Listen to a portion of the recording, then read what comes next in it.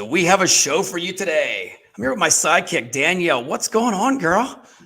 Oh, we're just excited that we are virtually joining all of the best guests ever from the SIA Executive Forum, straight from our homes. You got it. And we got a guest speaker that's going to be there actually on March 28th, Thursday, I believe. And he's right below. So we're going to just introduce him right now. Mr. Carlos is in the house. What's up, buddy? How you doing? Thank you so much for having me. I appreciate it. That's it. That's awesome, man. So your presentation, I believe, at SIA Executive Forum is March 28th, right? In the morning. Yep, that's correct. Oh, man. And Danielle, I'll tell you what, I was so pumped up when I sent him a message to get him on the show here. I mean, we got so much stuff to talk about. I mean, we'll just like deep dive into it, Carlos, because you're all over social media, doing a lot of big impact stuff. So tell us a little bit about yourself, and then we'll deep dive in, like I say, deep dive into the military and more. Yeah. How far back are we starting here? Yeah. Hey, we have all day, man. When you were born or anything like that. We don't need to hear about your elementary excursions. Perfect. So listen, I ended up, after high school, I ended up just working construction Monday through Friday. And I was working at a pharmacy on the weekends. So working 7 days a week. My parents were very old school. So basically, you know, the expectation was, hey, when you graduate high school, you got to leave. So that's what I did. I left home very early. And while I was working, I saw the movie that changed my life. It was Navy SEALs with Charlie Sheen. I remember that. Yeah, it was awesome. Yeah. Listen, Better than like Hot Shots or something like that. It was awesome in the late 1990s. You watch it now, it's really cheesy, but you know, so that's actually how I got started with my path in the military. I said, you know what, that looks pretty cool. So I made sure that this was an actual profession. And when I realized that it was, I joined the Navy with a corpsman contract, which is a medic in the Navy, for those of you that don't know. Now, unfortunately for me, or fortunately too, if you want to look at it this way, my recruiter failed to tell me that if you were a medic and you wanted to be a medic with the SEAL teams, you actually had to go be a medic with the Marines first. Ooh.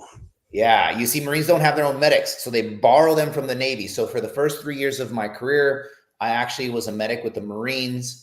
And so I completed a couple deployments with them before finally getting accepted to what's called BUDS, Basic Underwater Demolition SEAL Training, which is a selection process that you go through to become a SEAL. And from there, I went to the SEAL teams. I started off at SEAL Team 1 as the medic, primary sniper, the point man. I got to deploy all over the world, Central America, Southeast Asia, and of course, Iraq and Afghanistan multiple times. I got to be an instructor at our training detachment, which you and I talked about earlier before the podcast. And eventually they commissioned me as an officer. They sent me away to get my undergrad degree. They brought me back as an officer, came back, completed a few more operational tours. And then I ended up as the executive officer of the training detachment. And they call that your twilight tour, right? The tour that you do right before you retire. After that, I went to business school. I became an investment banker at a big bulge bracket bank where I worked on mergers, acquisitions, leveraged buyouts. And around that time, I had kept in touch with Jocko and JP and some of the guys that were working at Echelon Front. And they were like, hey, you should come check this out. We think you'd be a great fit. And if I'm being honest, I didn't know what they were doing. So I'm like, hey, I'm doing the banking thing. I'm doing really well. And the way they got me was they invited me, or they asked me to come translate for them. So I speak fluent Spanish, and they asked me to come translate for them at an event where about 60% of the attendees only spoke Spanish. So I did. I went out there, I translated for them as a favor, and then I realized, wow, this is really good. Like what you guys are doing for companies and organizations, it's having an enormous impact. So I went back to banking. I'm sitting there at 3, 4 in the morning building this Excel sheet. And, you know, I look at my LinkedIn and I got a couple messages from people at that company, from the CEO saying, man, this made an enormous difference. Like you're already starting to see our culture shift. And that's when I realized that I needed to do something with my life where I felt fulfilled. So that's when I made the move over here to Echelon Front. And now here I am. That's good And how many years was that now? In the Navy? No, that you've been with Echelon Front. 2 years now. Okay, perfect. But you kind of took a leap of faith, like, hey, let me just try this out. And 100%. Yeah, because listen, we only get paid for the events that we do. Sure. And we had that conversation like, hey, just so you know, nothing is guaranteed. Clients may not like you and you may not get called back. And so when I brought it I up, think you'll get called back. well, now I know they're going to call back. But, back then I didn't know. I'm not a public speaker for a living. Like I never really thought that that's what I was going to do. But it has worked out. It's been phenomenal. And I've had a great time. I feel great about the work that we do. I feel very fulfilled. And I love the people that I work with. I love the companies that we work with because listen, our clients they're just amazing people. Because it's very rare that you're going to have someone who's a jerk calling a company that teaches extreme ownership.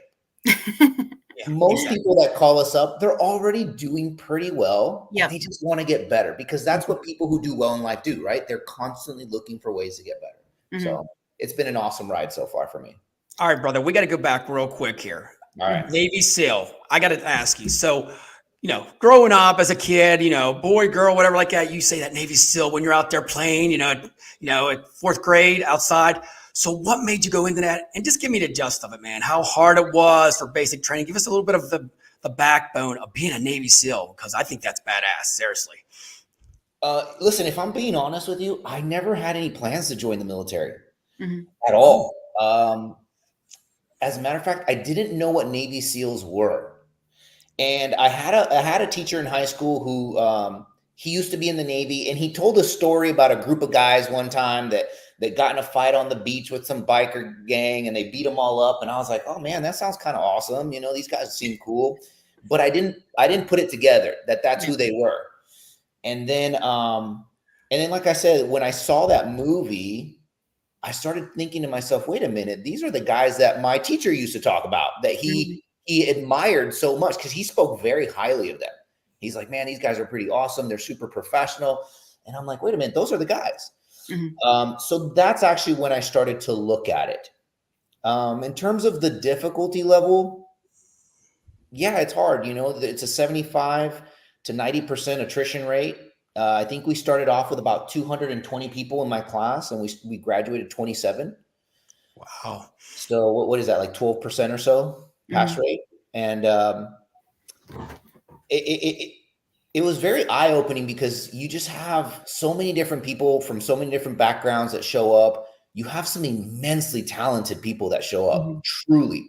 I'm talking people that, went to Ivy League school. Some people had been lawyers already beforehand. So if I'm being honest, I felt like, man, these people are out of my league when I first showed up. Sure. You had some Division I athletes. I mean, it was tremendous, the caliber of people that would show up to the training. And then it was also kind of eye-opening the people who made it and who didn't. Because there were some people, I'd look at them and I'm like, man, that guy, he's going to make it. Yeah. Division I athlete, super jacked. And then they were some of the first to quit. And then you see like this one skinny guy just standing there, the guy that I'd looked at, and I was like, man, that guy for sure is not going to make it. And somehow when the dust clears, they're still there. And all it really boils down to is mental toughness. That's what I was just thinking when you were saying it. And I'm like, wow, getting into the Navy SEALs sounds a lot like people that get into staffing. Don't know what it is, don't really feel like it. And suddenly they go, this is amazing. This is the best job ever. I like that you bring up the mental toughness, though, especially right now with how the U.S. kind of is. We're really in a up and down daily, and the mental toughness of the staffing world. And never judge a book by its cover, right? You never know. The person, like you said, the D1 athlete you thought could make it.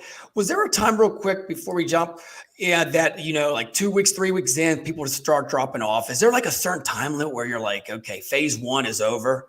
Or was there people dropping off almost at the end?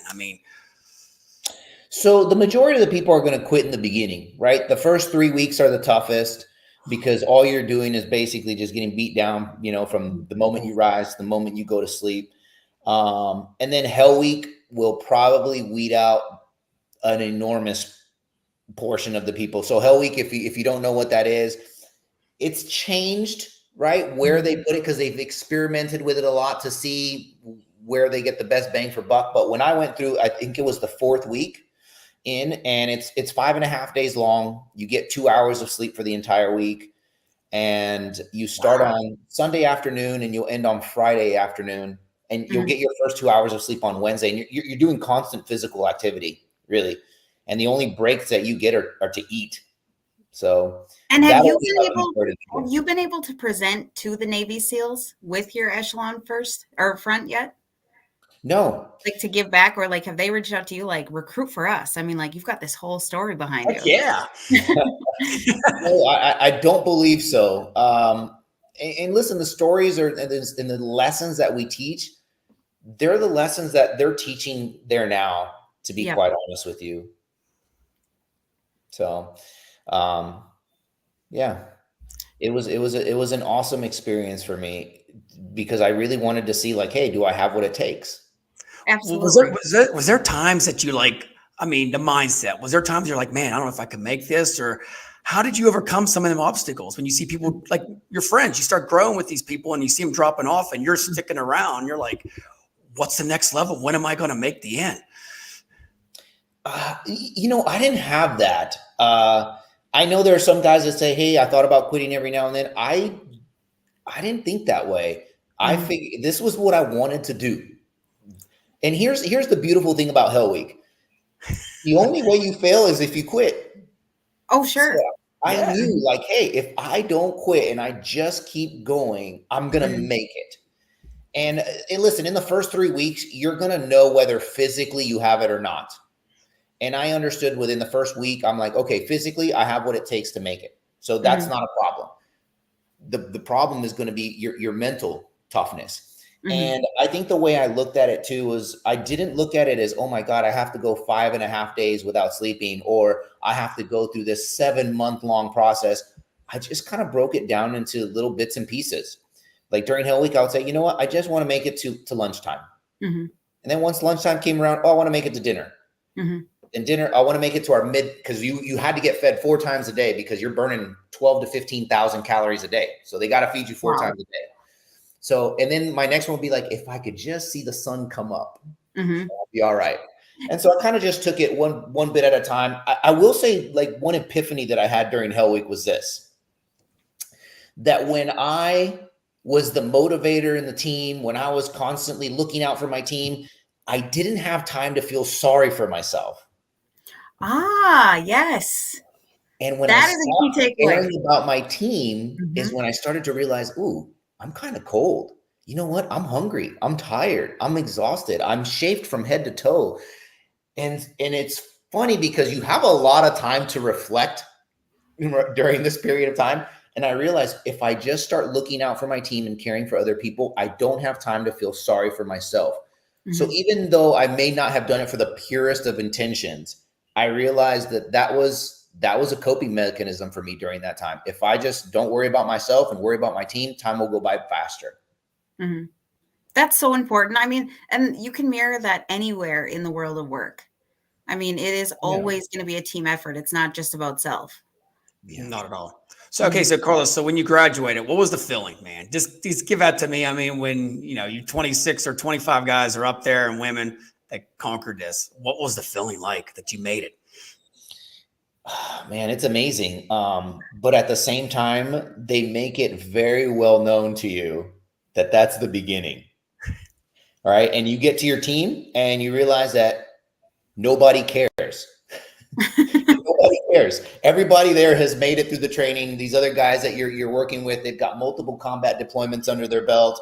So they say the second you get there, cool, your mom may be impressed, your friends may be impressed, but here, nobody cares. So be humble and start to learn. So that excitement is very short-lived because as soon as you get to your team, you're very quickly reminded that it's just the beginning. And then you jump into the book here that we're going to talk about right now here with, that you're going to be speaking about, the extreme ownership. So carrying everything you learn in the military over here with the ownership, let's just start with that. Like from what I'm understanding, Danielle probably agrees with this. It's all that teamwork that you had in the military. You're carrying over with your speeches and everything like that about how to grow a company. Yeah. So listen, the principles that we talk about, they're very simple because we like to say leadership is simple.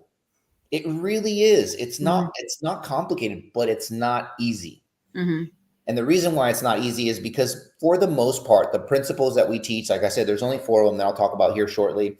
And the mindsets that we talk about, for the most part, they go against our human nature. So the very first principle that we talk about is cover and move, which is all about teamwork. Mm-hmm. And you may be thinking to yourself, you know what, teamwork, that's a pretty common sense thing. We can all agree that that's really common sense. But the problem is that we don't actually do that. And the reason we don't do that is because inherently speaking, human beings are selfish. Mm-hmm. We're selfish. And we're in most organizations, we're split up into different departments, different divisions, and each department and each division has their own metrics that they have to meet, their own resources that they're fighting for.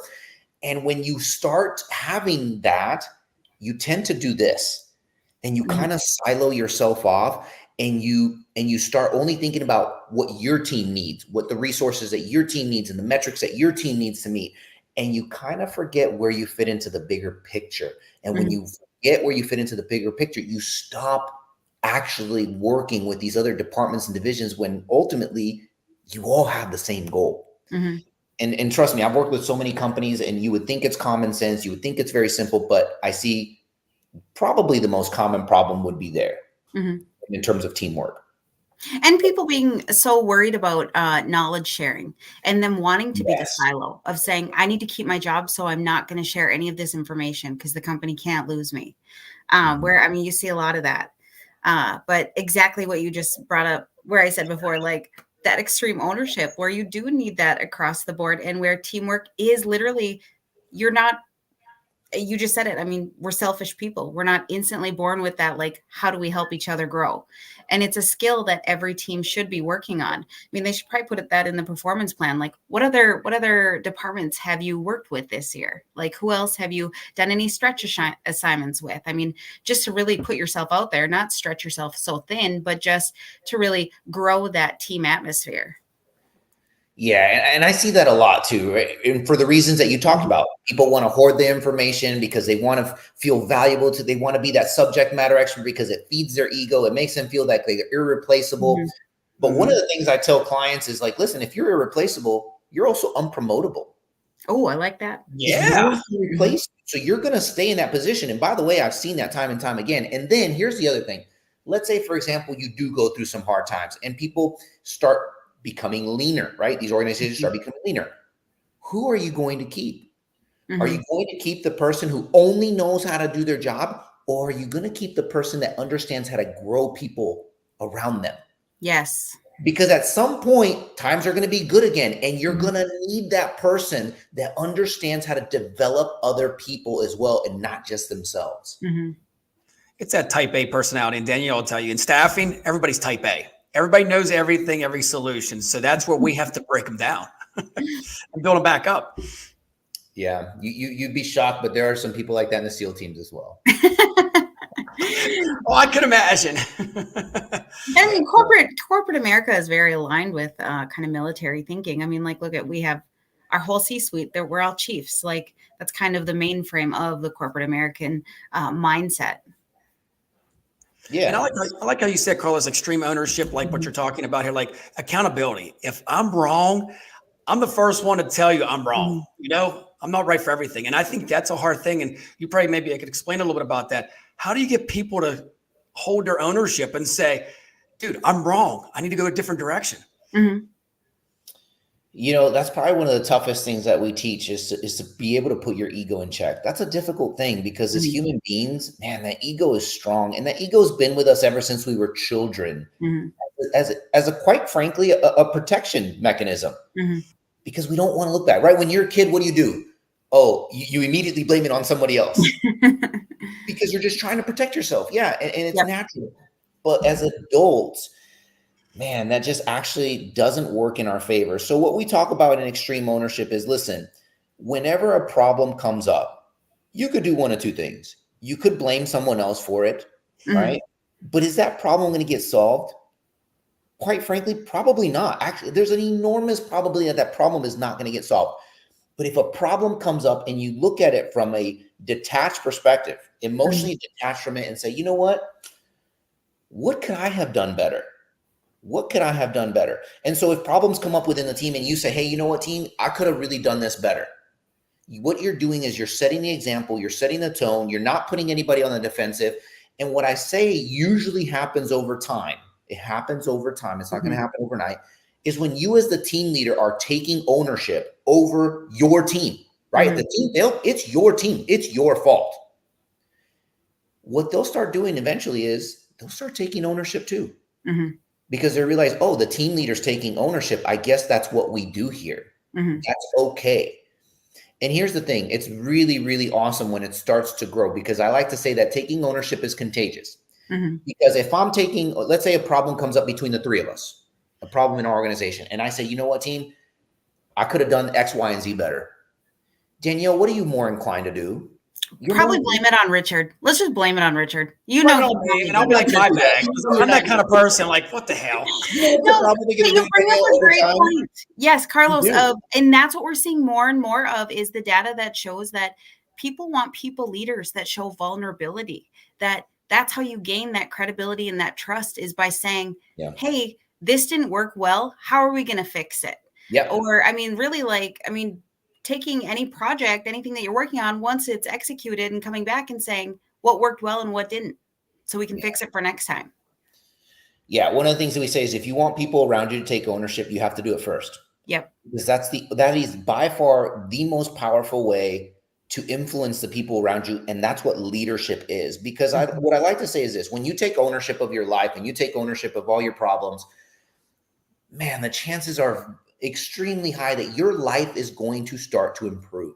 Yes. And when your life starts to improve, people start to notice. And they're like, hey, what do you got going on over here, Richard? Or Danielle, what have you been doing? Oh, I read this book. Oh, that's interesting.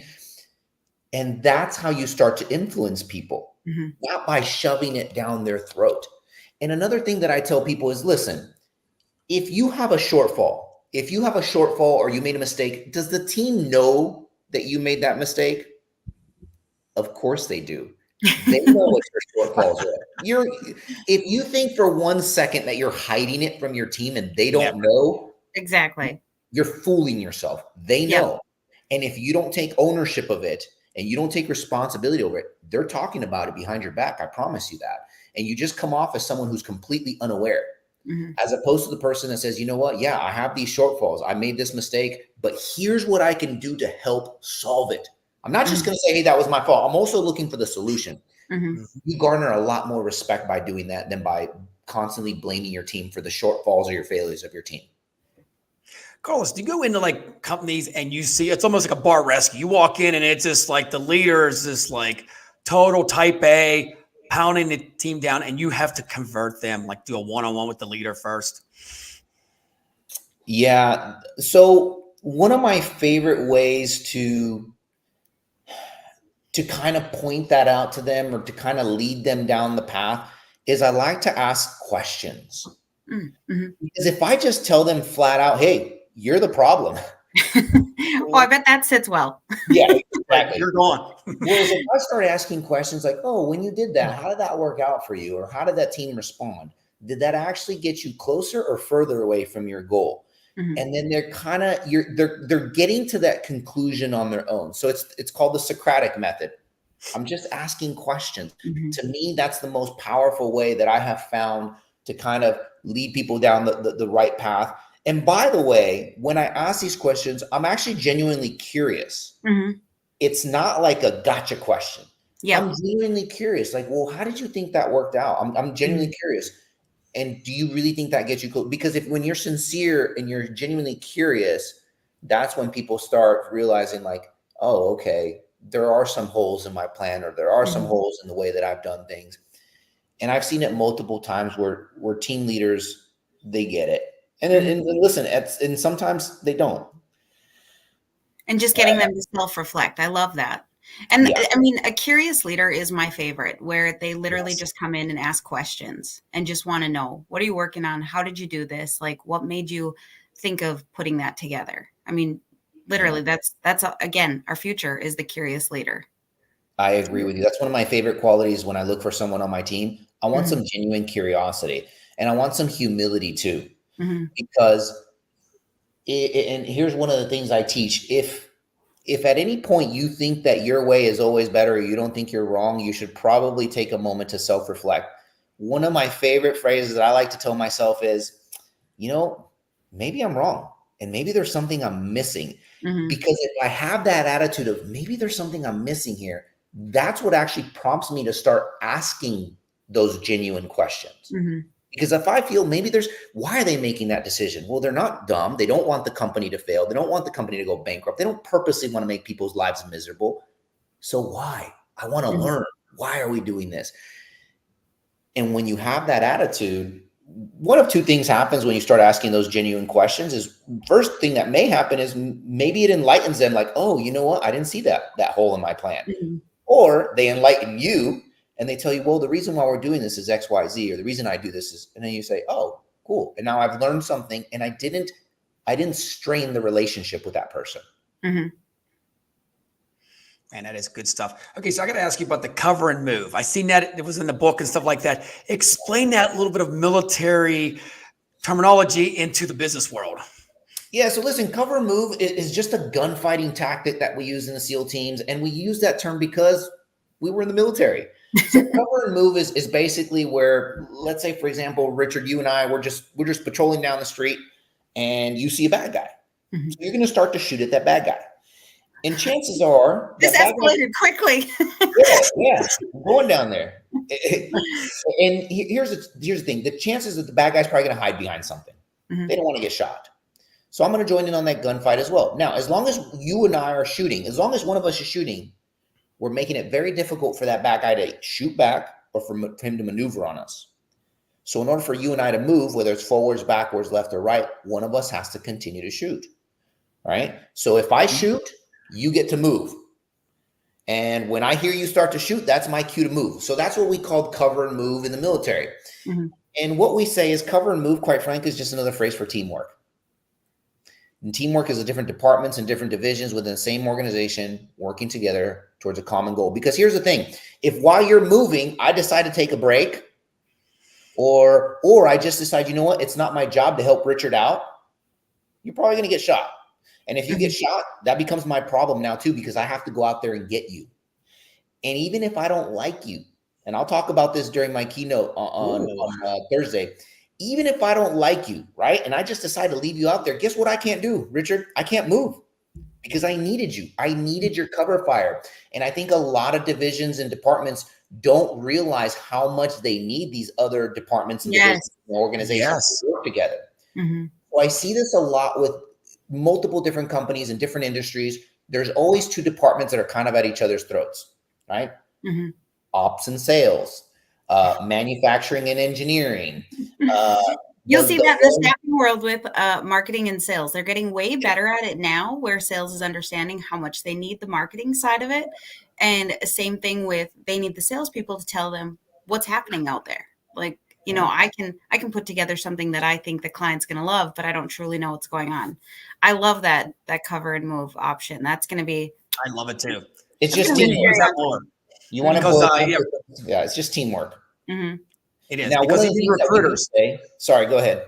Even recruiters and salespeople, they butt heads. You'll see this, Carlos, man. The recruiters and the salespeople, they bring an order in, and they're just like, the salesperson just walks off, and the recruiter's got to do all the dirty work. And they go back and forth all the time. Yeah, I see this all the time. And one of the things that I like when a VP or CEO and I are talking, and he's like, I've got these two departments, and man, they're really butting heads. The thing that we talk about, the tool to help this teamwork actually function properly, is the tool of building relationships with people. Mm-hmm. I like to talk about that a lot. You said you've seen my stuff on Instagram or wherever. I talk about building relationships a ton because I think that having good relationships with people covers up for a lot of other things. Yes. And opens the door for that, that trust that you know that person as a person, not just to fill a need. Yeah, when a mistake is made, you're way more gracious because you have a relationship with that person. Richard, if you and I didn't have a relationship and I come up to you and I ask you for help and you're extremely busy, the chances are really high that you're going to say, you know what, I just can't get to that. I'm sorry, I can't help you. Or worse yet, it's not my job. Right? But if you and I have a good relationship and you like me, you're way more likely to say, you know what, let me see what I can do. Mm-hmm. Yeah. And so we say that the foundation of teamwork is building relationships. But the problem with that is we've become terrible at it these days. Yes. Oh, Even virtually, you put together in happy hour, and half the team is like, "Come on, I've been at work all day. I don't want to have to stay any later to know anybody, even if it's just for fun." Yeah. So during my workshops, we go deep into how do we build a relationship with people, because it's a lost art. People have truly lost the art of building relationships with people. how do you get the person that's been there 30 years to convert to like the younger generation that comes in, like I've been here 30 years, I'm going to do it my way and only my way. Have you seen that out there, Carlos, where it's like just, you're hitting at a door here. How do you convert somebody that's been here 30 years and have their own way? So one of the things that I talk about when we talk about building a relationship, we talk about the 5 pillars of a relationship. So these are the 5 things that have to be present in order for you to have a relationship with someone. And one of them is influence. Okay. If you and I don't have influence on each other, you know what we don't have? We don't have a relationship. As much as you would like to think we do, you don't. And how do you get someone to allow you to influence them? And the answer is you have to let them influence you first. So when I have someone like that, you know what I do? Oh, cool. You want to go do that way? Let's do it. I am deliberately looking for ways to allow you to influence me.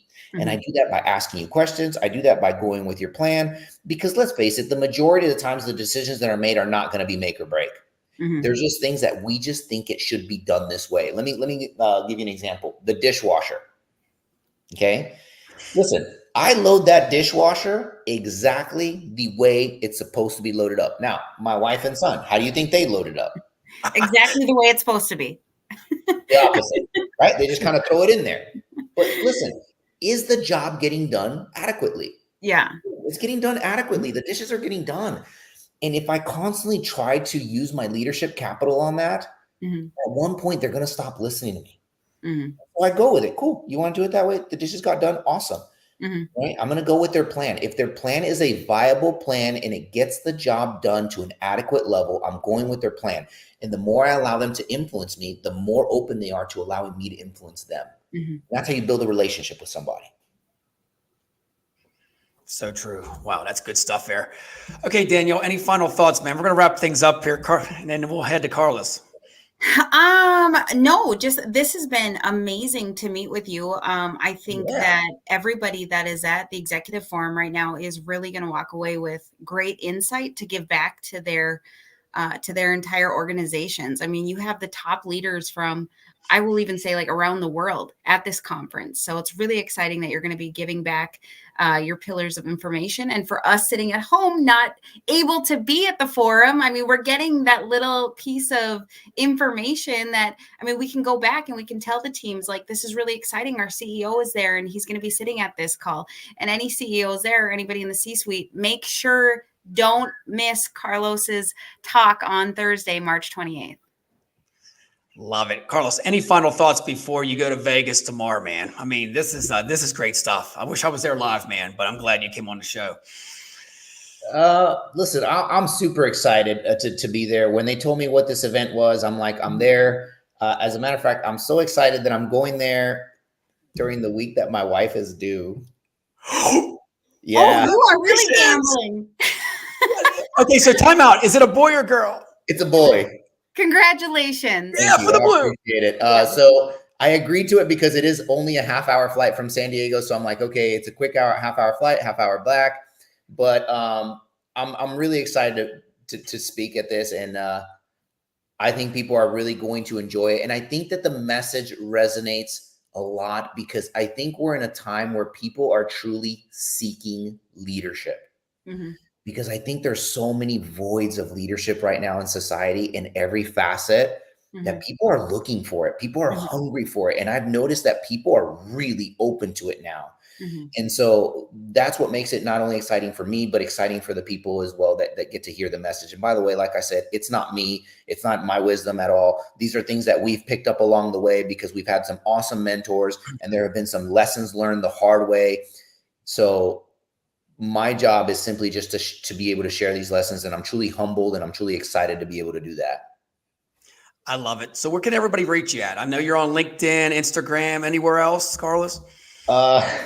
So full disclosure, I didn't have social media before I joined Echelon Front. So I'm kind of new to the game.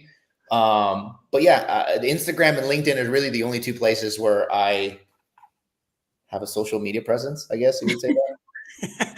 I love it. You'll have to forgive me for that. I'm working on it. That's definitely an area of my professional career where I could do a better job.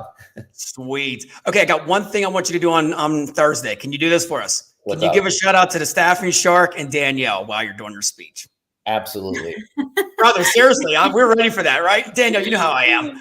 Staffing I go Sharks and Danielle. Thank you so much for your time, Carlos, and all of your information that you're sharing with us. We really appreciate this. No, thank you. I appreciate you guys having me on the show. I appreciate it a lot. Hey, anytime, man. Have fun in Vegas, and congratulations again to you and your family for the new baby coming this week sometime. Thank you so much. I appreciate it. Thanks. That's a wrap, bye. everybody. Remember, Awesome. Thursday, be there to check out Carlos any morning, March 28th. Take care, everybody.